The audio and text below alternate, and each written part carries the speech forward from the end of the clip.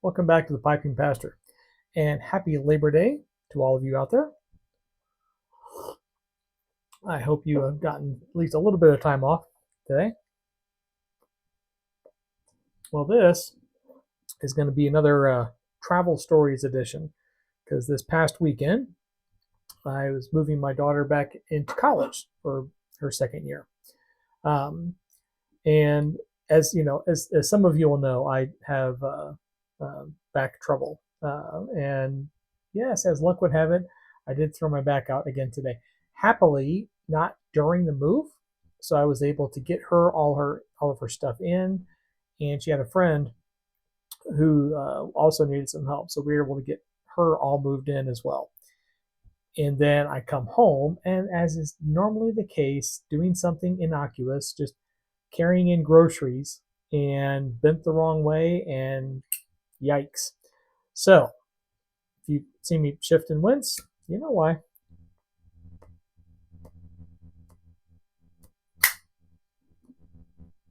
And today, I am once again smoking the Peterson Lestrade. I didn't take it with me when I traveled. I have my travel bundle, which is my Whitlock pipe and my Dr. Grabo for English or Virginia's respectively. So I don't take the nice pipes with me when I travel. Um, just the cheaper ones, I don't mind if they get knocked around or beaten up on. I know many people travel with corn cobs, which is not a bad idea either. Just not a huge fan of the corn cob pipe. So, in any case, travel story time.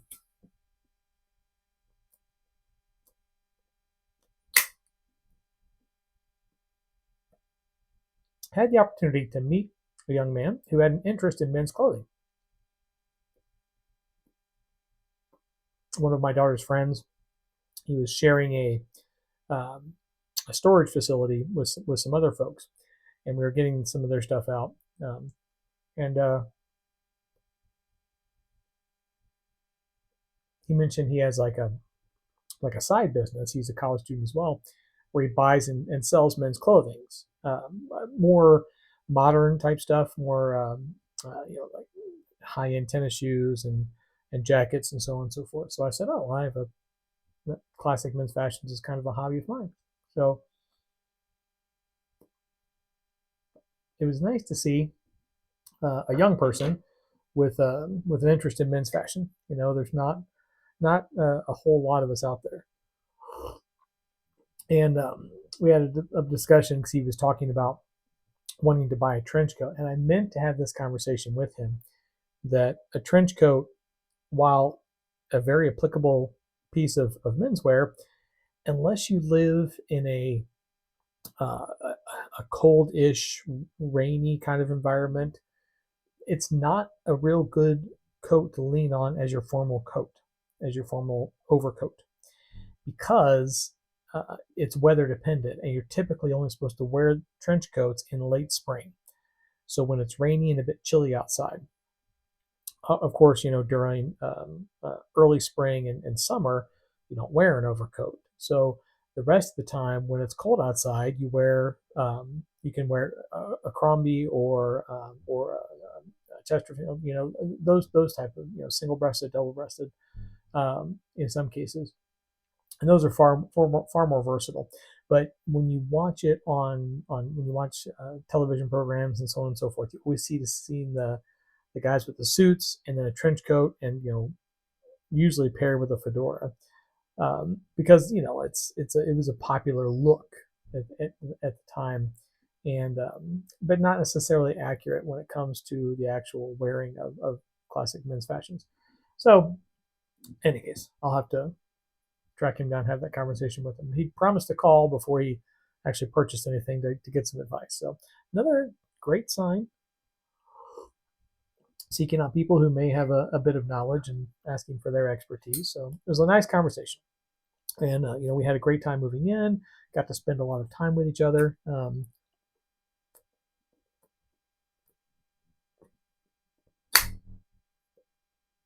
She goes to school in Pennsylvania, and we live in El Paso. So, it's not like I get a lot of chance to walk around campus with her. and her mom moved her in last year.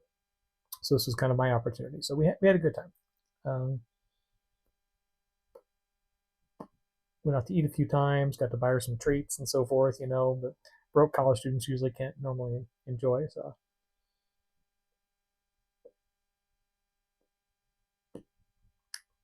and the travel out was rather uneventful. Took 2 flights to get out there, and flights were all on time, no issues, no problems, nothing. So I knew something was going to happen on the way back. I travel quite a bit. I do a bit of flying, and I have for years. And I have yet to make a round trip anywhere where there wasn't at least some kind of delay, some kind of problem, something that came up. And if the trip out is uneventful, I know there's going to be something happening on the trip back. Air travel is just, it's prone to those kind of difficulties.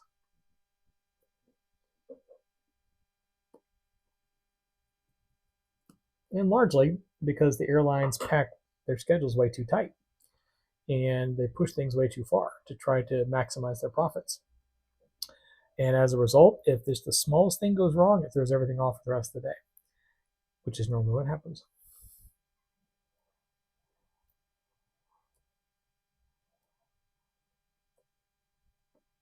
It is the rule rather than the exception. Oh, I should mention what I was smoking in this.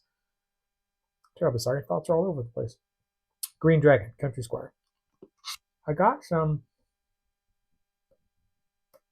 more HU tobaccos. I got the Fayum, which is definitely one of my favorite Englishes now. And then another one in Indaba. I think it's called Indaba. As I mentioned, my back is not in great shape right now, and it's over there. Just not going to reach for it. But I'll feature it when I think when I finish off this Green Dragon, I'm going to switch to the Indaba. But it's a Virginia Kentucky mixture. So I'm interested to see how HU handles that. Because I love the Country Squire blend. So we'll see how that does. In any case, on to the return trip. So, starting out in Harrisburg. Small regional airport, very nice little place, and really rather empty. I was flying back on Sunday. So most people fly back, Memorial Day weekend, they wait till the last day, fly on Monday. So Sunday should have been a relatively light travel day, and it was. I go through. I have my carry-on bag, which has my pipe roll in it, and so I go through security, and I've never had an issue with this before, right? So I go through security, and they tag my bag to have it looked at. Okay, well, that's never happened before, but sure, the person saw the pipe, or they saw the check tool or something else in there and thought, I was bringing some kind of weapon. Who knows, right? So I'm sitting there, and there's one person inspecting the bags. And as I said, it's a rather slow day. So there's only one bag ahead of mine, 2 bags total to inspect. And this person is waiting on someone to bring them back the gel that they put on there for testing for chemicals. And so she's just standing there, just waiting for this person to bring the thing back. Okay, fine. They have to do 1 bag at a time. That's fine. So after about 5-10 minutes, the person comes moseying over with a bag of cheese puffs in one hand and then this chemical stuff in the other. So he hands her the chemical stuff, proceeds to start munching on his cheese puffs. And as I'm sitting there waiting, the 2 of them are behind there in the bag thing. And I counted them, 9 TSA agents just off to the left in a circle, just having a chat. I'm standing there waiting on my bag. There's 2 people in the bag inspection lane, 1 person doing the inspection, 1 person eating Cheetos, and a bunch of other TSA agents just kind of standing there. And so I'm getting a little frustrated. Like, this is not a model of efficiency. And then the supervisor comes up next to me, and I'm like, okay, well, surely the supervisor is going to see this big group of TSA agents over there, just sitting there, just standing around, and this lady's inspecting by herself, and the other guy's just eating cheese puffs. No, he doesn't say a word. Stands there, and then he goes behind the area, and he's standing there, And then the lady finishes the suitcase, hands it to the guy, and walks off. So I'm standing there for a couple minutes, and eventually the cheese puff guy walks over there, and then finally some of the other TSA agents become aware of the fact that there's work to be done and come over and do the inspection, right? So, and then they pull my bag out, pull the pipe roll out, and the reason they had tagged it is because of this.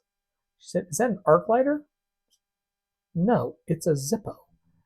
Apparently, because so many people have the Zippo inserts with the butane, I guess you're not supposed to have that. I don't know why, but that's what they thought it was, and that's why the thing got tagged. So, get through that, get on the plane.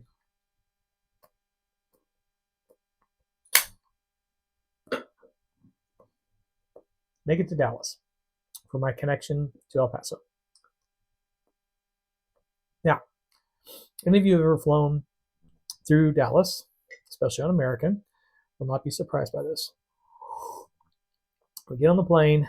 Again, everything up till now has been on time. We get on the tarmac, and then we stop moving. Pilot gets on. There's a warning light on the air conditioning unit. We have to have that checked out before we can leave. Don't want to fly without the air conditioning, even though this is a 1 hour and 17-minute flight from Dallas to El Paso. Okay, fine, whatever. So they try to get it fixed. Can't get it fixed. They're like, okay, well, now they're telling us to go back to the gate to wait on maintenance to come and take a look. This is after we've already sat on the tarmac for about 30 minutes. And they pull us back to the gate. And the pilot says, we're waiting on a maintenance person to come out. We sit there for another 35 minutes waiting on a maintenance person to show up. So it's been about an hour and 5 minutes since the problem started before the maintenance person even arrives. And then we wait another 30 minutes or so for them to finally say they can't get this fixed. They're going to have to get us a new plane. So they didn't want us making an hour and 17-minute flight without air conditioning, but they kept us on the plane for an hour and 35, 40 minutes without air conditioning, waiting on a repair. Common sense being trumped by regulation, or just, I don't know. So they get us off the plane. Okay, you're going to be down at C11, 20 gates away. So we all grab our stuff. We go down to gate C11. They get the plane sorted out. Like, okay, fine. Now we're going to get you on the plane. They start boarding us on the plane. We get boarded on the plane, and then there's lightning in the storm in the field. So they deplane us again. Okay, we got to wait for the lightning to clear. So we wait 30 or 40 minutes for the lightning to clear, and they put us back on the plane again.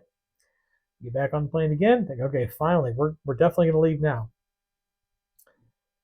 We have to wait on a fuel truck because apparently they set the plane up. It sat out there for an hour, and no one thought fuel might be necessary.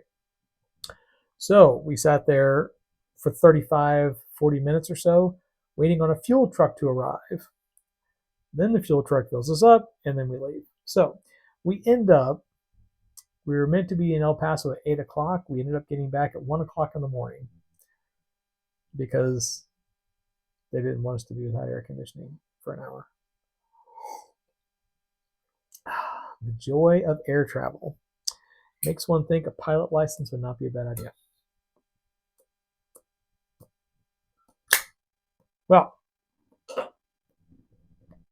that's it for my Labor Day complaining.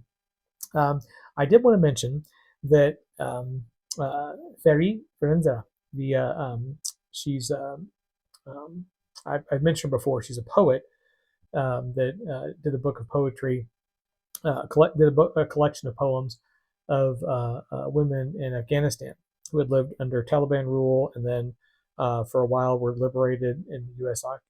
operations, and then are back under Taliban rule. In any case, they wrote this book of poems about what that was like, and so on and so forth. And it's called "Load Poems Like Guns," and I've mentioned it and spoken about it on my channel before. In any case, she just recently posted a new video, her first one in over a year. She has almost fully recovered from her stroke and has a new book of poems coming out. So it's very exciting. And as soon as that comes out, I will be sure to feature it. But you should pop over there and check out her channel as well. I'll put a link in the description so you can get over there. But a wonderful woman, very, very inspiring story, and a very talented poet. So we'll get more into that in the coming weeks as soon as publication comes out. So, anyways, well, I'm gonna go back to my icing my back and enjoying my pipe here. Hope you have a lovely week. As always, happy reading.